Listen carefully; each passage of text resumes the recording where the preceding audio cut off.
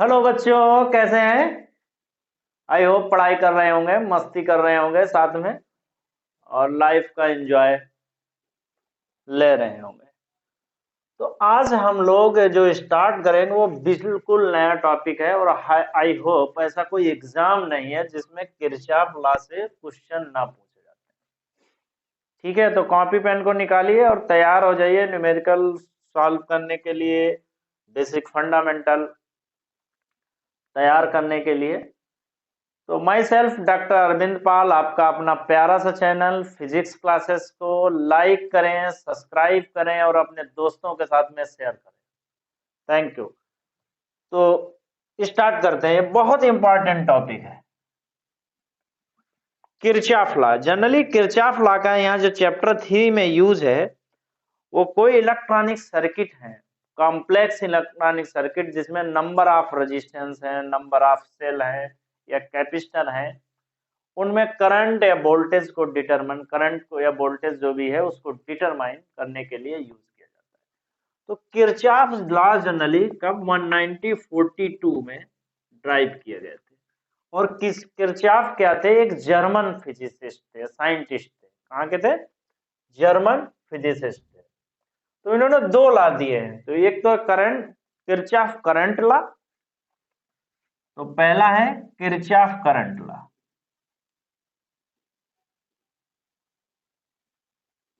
Current law, जिसको short form में KCL भी बोलते हैं। ठीक है, क्या बोलते हैं? KCL, Kirchhoff current law. तो किरचॉफ करंट लॉ क्या कहता है? तो पहले तो यहां लिख समझ लेते हैं, थ्योरी बाद में लिखते हैं। मान लिया कोई नेटवर्क है,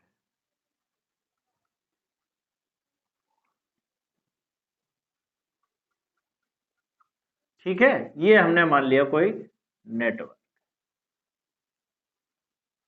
और कोई जंक्शन होगा। तो जंक्शन तो आप सुना ही होगा, रेलवे जंक्शन है। तो जंक्शन का मतलब जहां पे वन या टू, यहां जंक्शन का मतलब है जहां पर एक या एक से ज्यादा डायरेक्शन से करंट आ रही है, तो उसे बोलते हैं। तो सपोज दैट यहाँ पे जो I1 करंट इंटर हो रही है और यहाँ पे जो I2 करंट जो है वो लिविंग हो रही है, यहाँ पे जो है I3 करंट जो है वो क्या हो रही है? इंटर हो रही है, और यहाँ पे जो I4 करंट है वो लिविंग। तो इनका कहना था किरचॉफ करंट लॉ का कि the algebraic sum of current at any junction, this is a junction, मतलब जहां पर मल्टीपल करंट कमिंग हो रही है, एंटरिंग हो रही है, लिविंग हो रही है, उस पॉइंट को बोलते हैं जंक्शन। तो जंक्शन में नोडल, ये इतना डिटेल में यहाँ अभी जाने की जरूरत नहीं है। ठीक है, तो algebraic sum of current in a junction क्या होना चाहिए? जीरो होना चाहिए। तो in a electronic circuit, definition क्या है? In an electronic circuit the algebraic sum of current at any junction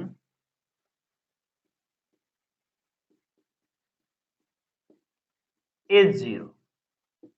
It means delta आई की वैल्यू कितनी होगी? जीरो। ठीक है, या दूसरी डिफिनीशन और कह सकते हैं। दूसरी डिफिनीशन क्या कह रही है?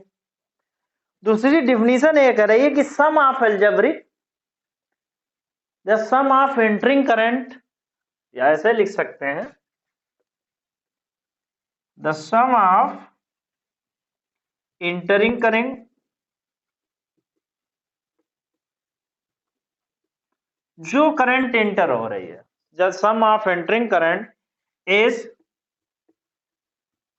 equal to the sum of living current.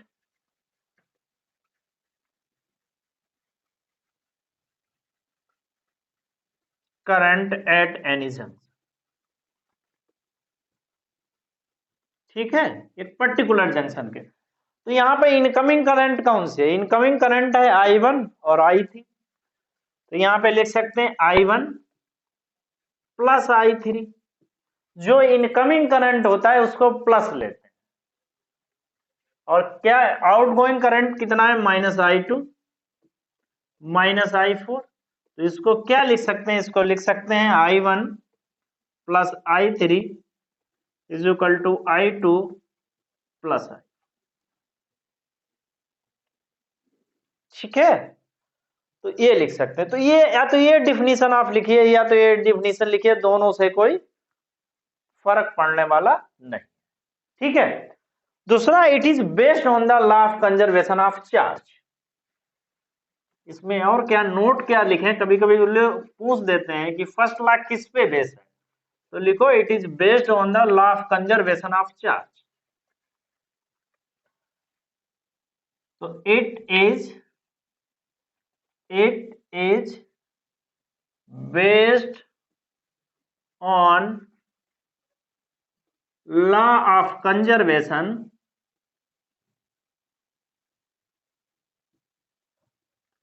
Of charge. ठीक है भाई, तो ये आपका हो गया केसीएल। थ्योरी समझ लेते हैं, इसमें न्यूमेरिकल करेंगे तो बहुत सारी चीजें क्लियर हो जाएंगी। ठीक है,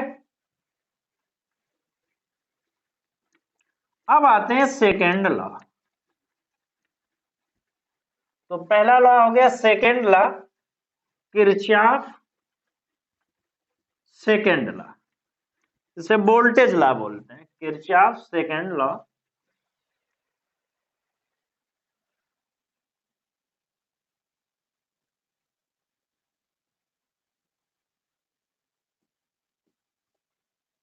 सेकेंड लॉ, इसे लूप लॉ भी बोलते हैं। ठीक है, और इसे क्या बोलते हैं? किरचॉफ वोल्टेज लॉ भी बोलते हैं। कई नाम है इसके, वोल्टेज लॉ, जिसको शॉर्ट फॉर्म में उसे केसीएल बोलते हैं, इसे बोलते हैं केबीएल, किरचॉफ वोल्टेज। अब ये वो करंट के टर्म में जो बात कह रहा था कि ये सेम बात कह रहा है वोल्टेज के, बट ये लूप के लिए है। किसके लिए कह रहा है? कि लूप के लिए कह रहा है, और वो जंक्शन के लिए कह रहा था। ये तो इसकी डिफिनीशन है, एट एनी क्लोज नेटवर्क या at any close loop, at any closed loop या at any closed electronic circuit, the sum of potential, the algebraic sum of potential, the algebraic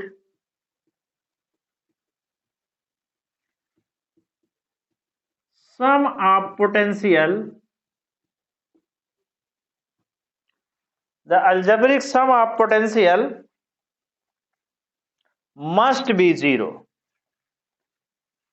Algebraic sum of potential must be zero.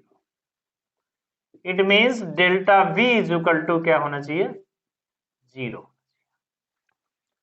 या इसे EMF के form में भी लिखते हैं। तो EMF के फॉर्म में क्या है कि at any close loop the EMF of cell is, और दूसरी डेफिनेशन भी लिख सकते हैं, लिख लेते हैं। At any closed loop, at any closed loop the sum of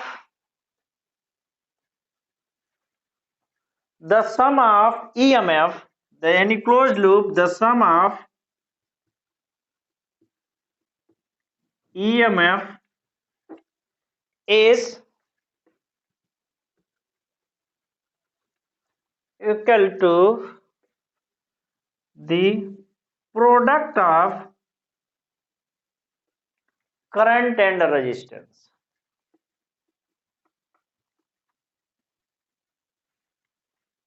resistance. तो कोई एक डिफिनीशन जो आपको सुटेबल लगे वो याद होनी चाहिए, तो इसे लिख सकते हैं आई।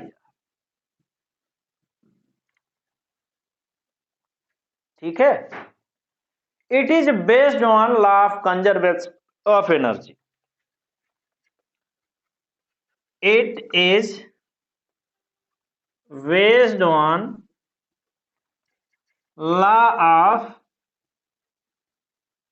Conservation of energy.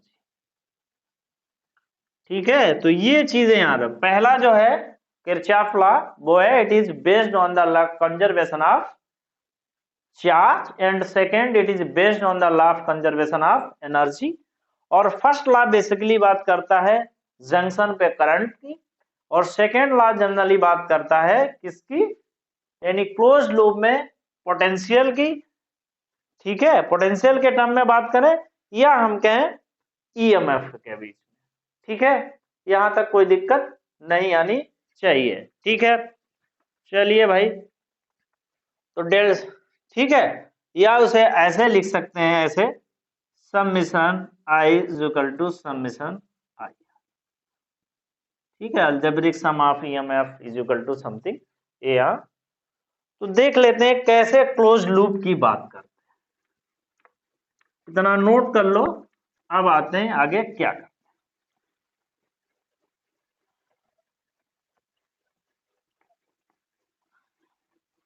तो मान लिया कोई हमारे पास नेटवर्क है,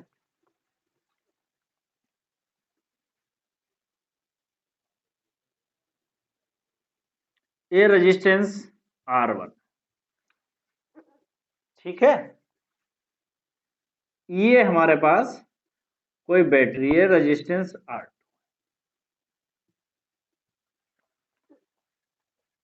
R1 R2 इसे मान लेते हैं A B C और D। ये करंट आई फ्लो हो रही, तो ये आई इसमें भी होगी, ये आई इसमें भी होगी, आई इसमें भी होगी, ये आपका potential D।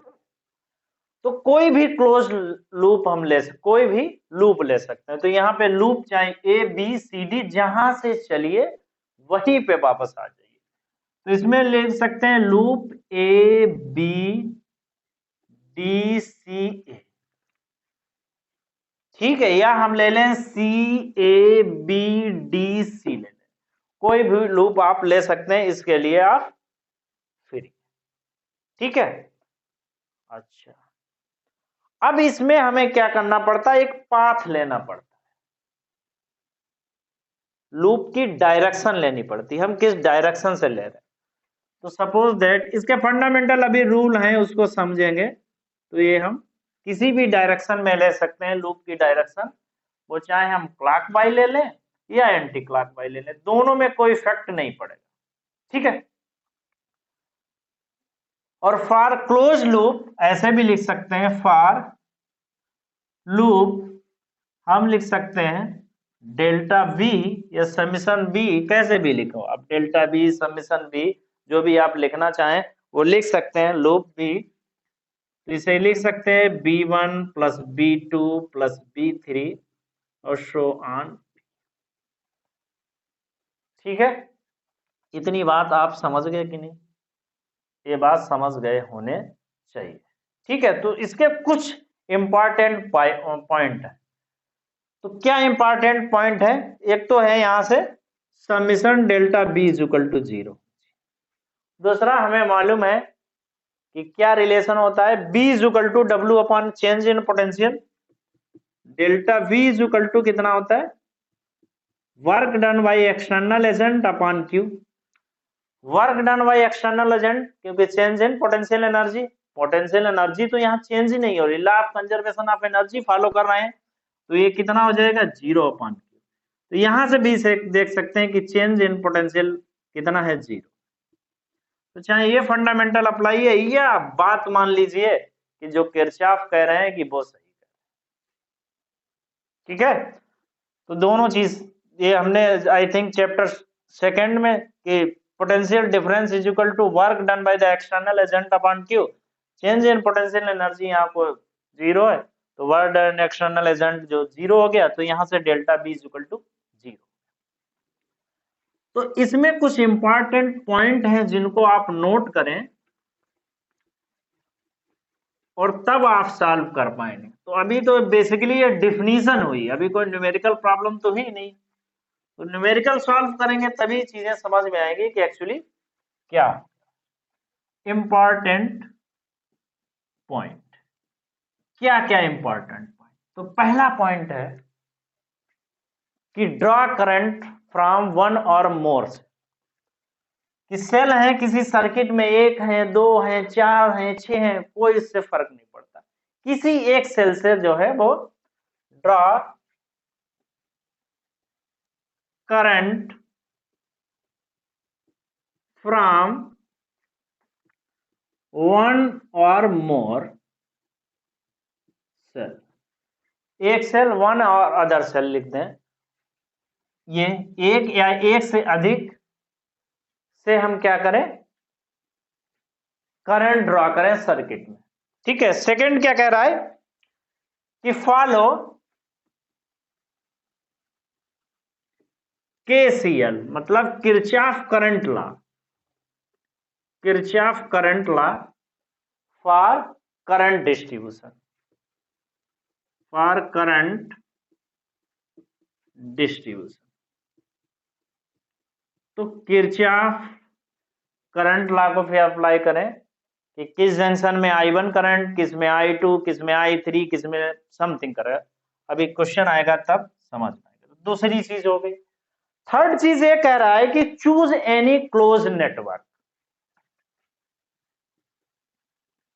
Choose any closed loop या नेटवर्क, जो भी आपका, it may be, it may consist any number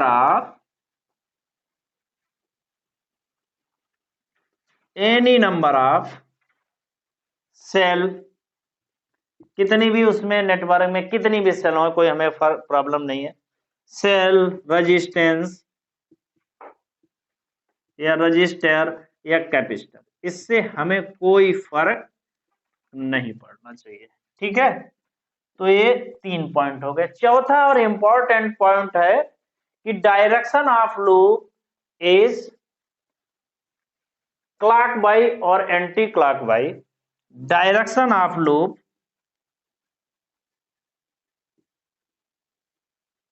may be clockwise, may be clockwise और एंटी क्लॉकवाइज।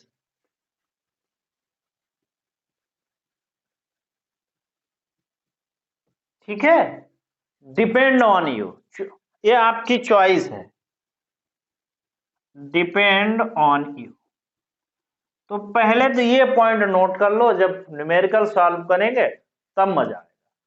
तो पहला इंपॉर्टेंट पॉइंट है कि ड्रॉ करंट फ्रॉम वन और more cell, follow KCL for current distribution. और थर्ड कह रहा है choose any close loop, it may be consist any number of cell, resistance, capacitor. उससे आपको घबराने की बिल्कुल जरूरत नहीं है। ठीक है। फोर्थ कह रहा है कि डायरेक्शन ऑफ लूप में भी क्लॉक वाइज हो सकती है, एंटी क्लॉक वाइज हो सकती है। आप कैसा लूप डिसाइड करते हैं ये आप पे डिपेंड करता है। मान लेते हैं यहाँ पे ये है हमारे पास कोई सेल है और ये रेजिस्टेंस,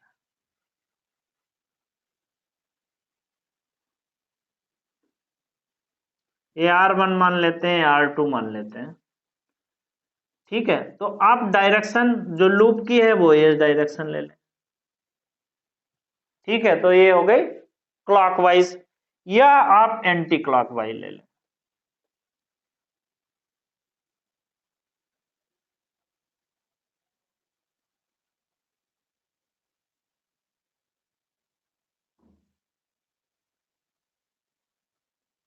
या तो एंटी क्लॉकवाइज ले लें, कोई फर्क नहीं पड़ता। दोनों से आंसर सेम आएगा। बुक में क्लॉकवाइज लिया हो, एंटी क्लॉकवाइज लिया हो, अगर बुक में क्लॉकवाइज लिया है तो आप उसे एंटी क्लॉकवाइज लेके सॉल्व करके देखें कि देखो सेम आंसर आ रहा है कि नहीं। एक क्वेश्चन में हम क्लॉकवाइज ले लेंगे और उसी क्वेश्चन में एंटी क्लॉकवाइज ले लेंगे और सॉल्व करके दिखाएंगे। ठीक है, तो कुछ फंडामेंटल साइन कन्वर्जन के रूल है वो फॉलो होने चाहिए, तो ये नोट कर लीजिए, ये बहुत इंपॉर्टेंट पॉइंट है। अब लॉ ऑफ कंजर्वेशन के जो लूप हैं साइन कन्वर्जन के, rule for sign convention, rule for sign convention, rule for sign convention. तो क्या रूल है वो आप एक बार देख लो। साइन कन्वर्जन,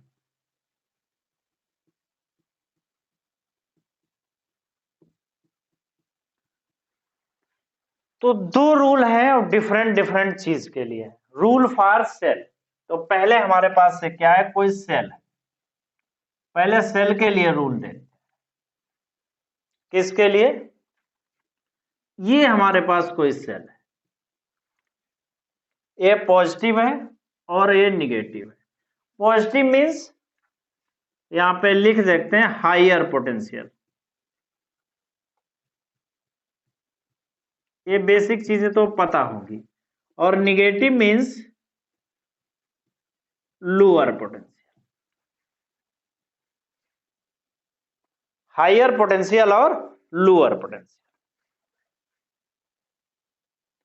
सपोज दैट आपने पाथ फंक्शन, इसे बोलते क्या है, पाथ, इसे बोलते हैं पाथ है, आप डिसाइड करते हो जो लूप में लेते हैं।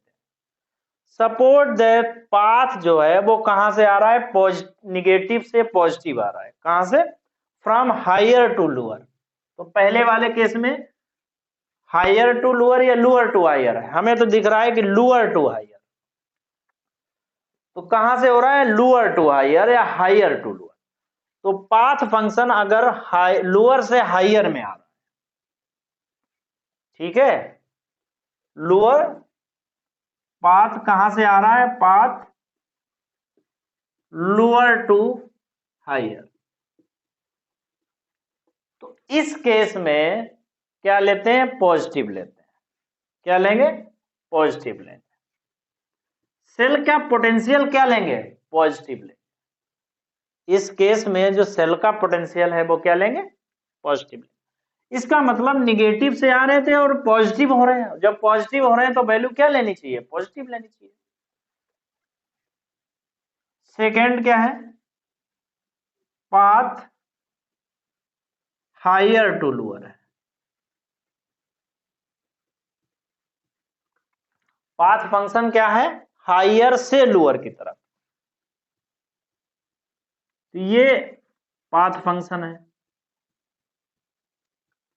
तो हम कहां से जा रहे हैं, हायर से लोअर जा रहे हैं, जब हायर से लोअर जा रहे हैं तो क्या लेंगे, लोअर लेंगे।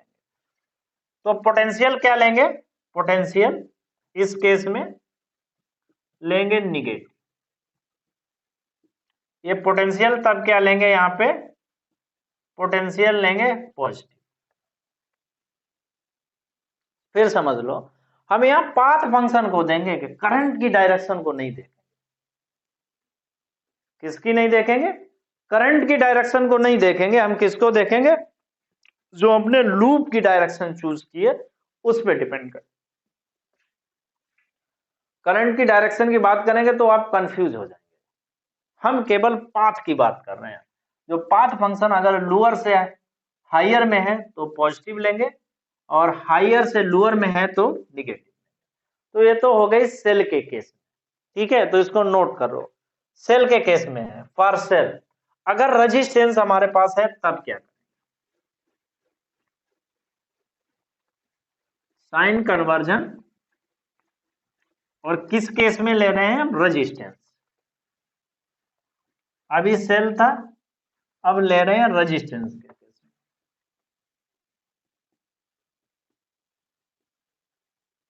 रेजिस्टेंस के। तो रजिस्टेंस के केस में मान लेते हैं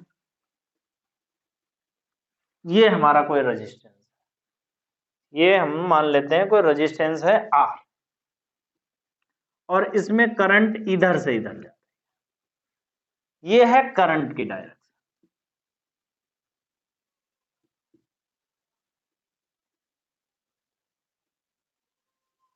ये है करंट की डायरेक्शन। तो इसमें एक तो लोअर टर्मिनल होगा, दूसरा हायर टर्मिनल होगा। ठीक है, हमने मान लिया करंट की डायरेक्शन इधर, और पाथ की डायरेक्शन भी हमने ये ले ली, ये हमारा पाथ है।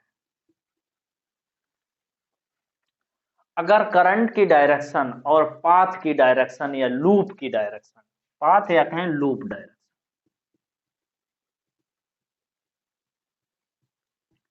if current direction and loop direction are same, then value क्या लेंगे, negative. if current direction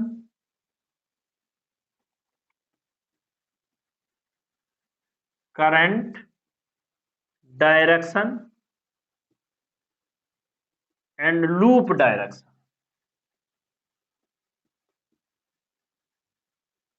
are same, दोनों की वैल्यू सेम है, तब क्या करेंगे, तब निगेटिव लेंगे। तो डेल्टा V की वैल्यू कितनी हो जाएगी,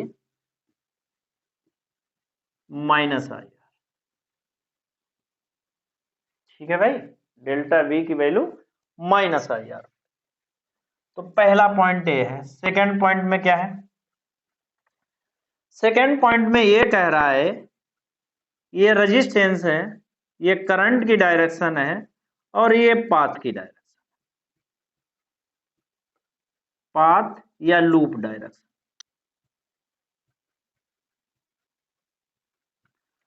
और करंट की डायरेक्शन और लूप की डायरेक्शन दोनों एक दूसरे से अपोजिट है, तो वैल्यू लेते हैं positive. If current direction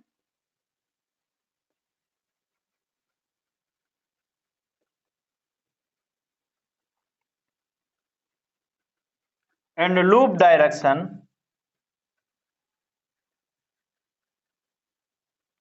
are opposite,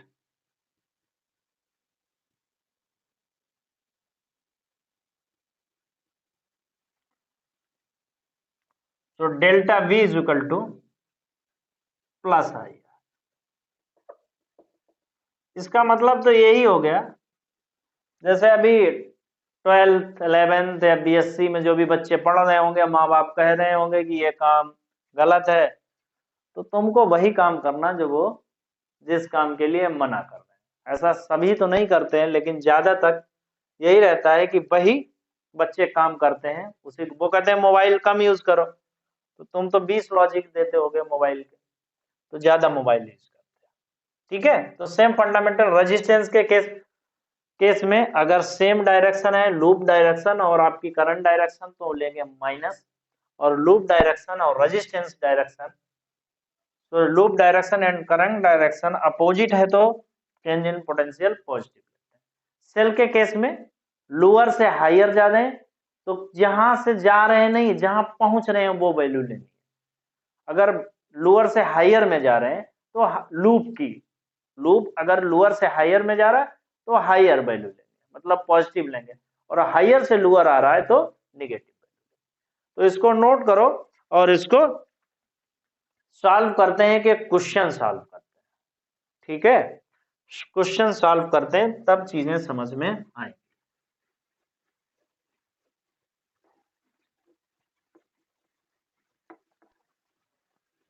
दो न्यूमेरिकल इसमें आपको सॉल्व कराएंगे आज, छोटे छोटे से न्यूमेरिकल हैं, और नेक्स्ट इसी पे कॉम्प्लेक्स नेटवर्क के न्यूमेरिकल सॉल्व कराएंगे। मान लिया हमारे पास ये के रेजिस्टेंस, ये आपका 4 ओम का रेजिस्टेंस,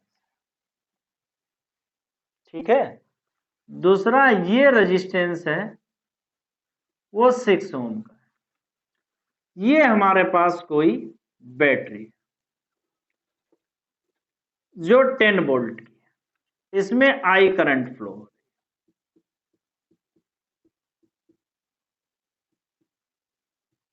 ठीक है, इसमें क्या हो रही, आई करंट फ्लो हो रही। तो कह रहे हैं कि find the value of current, find the value of, जो करंट फ्लो हो रही है उसकी वैल्यू बताइए।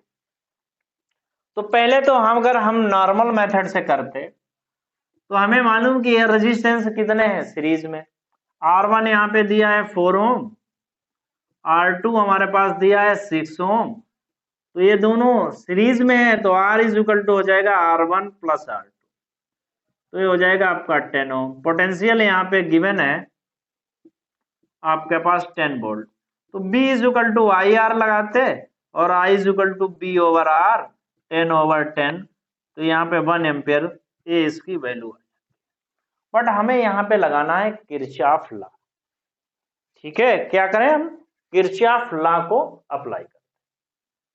तो हमने आपको बताया था कि current drawn from any cell, हमने करंट ड्रॉ कर ली क्योंकि एक ही सेल था। दूसरा केसीएल अप्लाई करते हैं, हमने केसीएल अप्लाई कर लिया जहां करंट प्रोवाइड करनी थी। अब सेकंड क्या करें कि चूज एनी लूप, हमने मान लिया ये कोई लूप आपने डिसाइड कर लिया, ये टाइप का लूप, तो हमने कोई क्लॉकवाइज लूप डिसाइड कर लिया। अब क्लॉकवाइज लूप में ये पोटेंशियल है इस डायरेक्शन, यहां से देखा तो क्लॉकवाइज में, अब ये पोटेंशियल की वैल्यू क्या हो गई, प्लस हो गई, क्योंकि ये क्या हो रहा है, लूप में देखिए लूप निगेटिव से पॉजिटिव की तरफ जा रहा है, तो ये पोटेंशियल कितना हो गया, ये तो हो गया आपका 10 माइनस। माइनस क्यों ले रहे हैं, क्योंकि करंट की डायरेक्शन और जो लूप हमने लिया है उसकी डायरेक्शन क्या है, अपोजिट है या सेम है, सेम है। करंट की डायरेक्शन और जो हमने लूप लिया है उसकी डायरेक्शन सेम है, जब डायरेक्शन सेम है तो माइनस लेंगे, तो B इज इक्वल टू आई, ये आपका हो गया। इस केस में भी करंट की डायरेक्शन और लूप की डायरेक्शन सेम है, तो यहां पर भी यही, क्योंकि क्या होता है delta V is equal to 0, ये तो होता है। अप्लाई किरचॉफ लॉ, तो अब सही से थोड़ा समझ लेते, अप्लाई किरचॉफ लॉ, कौन सा, किरचॉफ वोल्टेज लॉ, और उसमें क्या होता है delta V is equal to, ठीक है। अब हमने क्या किया, लूप पे गए, लूप की डायरेक्शन और ये जो सेल है, तो लूप की डायरेक्शन लोअर से हायर की तरफ है, तो लोअर से हायर, हायर वोल्टेज या फिर कितना हो जाएगा, यहाँ पे 10 हो जाएगा। लोअर से हायर तो वैल्यू पॉजिटिव हुई ना, तो ये पॉजिटिव लिखते हैं, ये 10 हो गया। ये करंट की डायरेक्शन, ये लूप की डायरेक्शन, दोनों की डायरेक्शन सेम है, आप देख रहे होंगे। तो B is equal to I R, तो आई है 4 इतना है। सिमिलरली यहाँ पे करंट की डायरेक्शन और इसकी डायरेक्शन सेम है, तो ये हो जाएगा जी। तो 10 इज इक्वल टू हो जाएगा आपका 10 आई, आई इज इक्वल टू हो जाएगा हमारे पास 1 एम्पियर, 10/10 इज इक्वल टू 1, ये आपका आंसर है। ठीक है भाई, कोई दिक्कत नहीं आनी चाहिए। एक क्वेश्चन और लेते हैं, फिर नेक्स्ट वीडियो में अच्छे क्वेश्चन लेते हैं। यहां पर बेसिक क्वेश्चन एक और ले लेते हैं, क्या इसमें ले लेते हैं, क्वेश्चन है,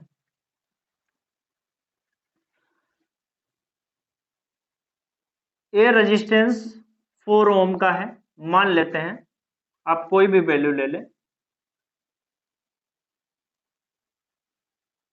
ए 2 ओम का रेजिस्टेंस है,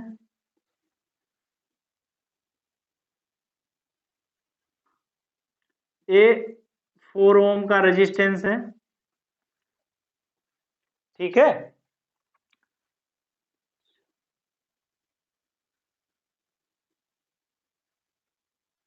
और ए 4 ओम का है, और यहां पे हम एक दूसरी सेल, ये 2 ओम का है। तो हमारे पास 2 सेल हो गए।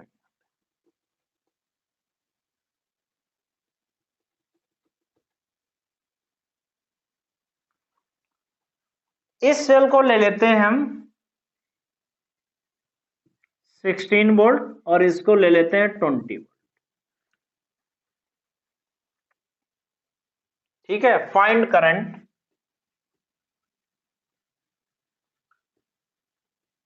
इन ए लूप,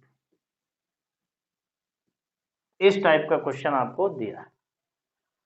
तो पहली हमारी अप्रोच है, सपोज दैट यहां से आई करंट निकल रही है, यहां से भी आई, ये आई यहां पहुंचेगी, फिर आई यहां जाएगी, आई यहां आ जाएगी, फिर आई यहां जाएगी, फिर आई यहां।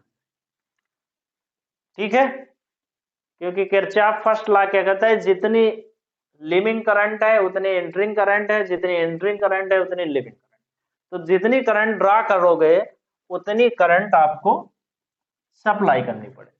अब हम कोई लूप ले लेते हैं, ठीक है, क्लॉकवाइज ही ले लेते हैं।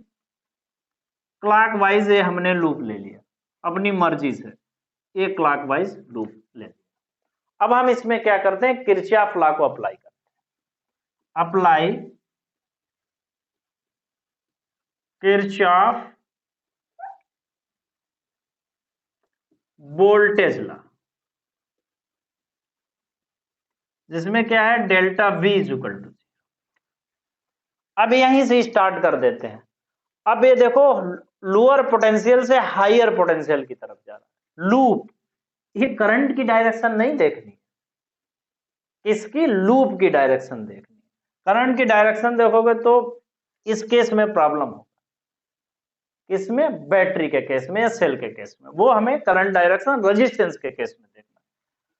तो यहां देखो, लूप इधर जाएगा तो ये लोअर पोटेंशियल है, हायर पोटेंशियल है, और जब हायर पोटेंशियल है इसको पॉजिटिव लेते हैं, तो ये +20 हो गया। अब ये देखो, करंट की डायरेक्शन और लूप की डायरेक्शन सेम है, तो माइनस होगा। If current direction and loop direction is same with respect to resistance, resistance वाले के केस में तो क्या हो जाएगा, माइनस हो जाएगा। इस केस में भी सेम फंडामेंटल है तो ये भी माइनस हो जाएगा। इस केस में भी क्या है, सेम फंडामेंटल, करंट की डायरेक्शन और लूप की डायरेक्शन सेम है, तो ये भी हो जाएगा 2i।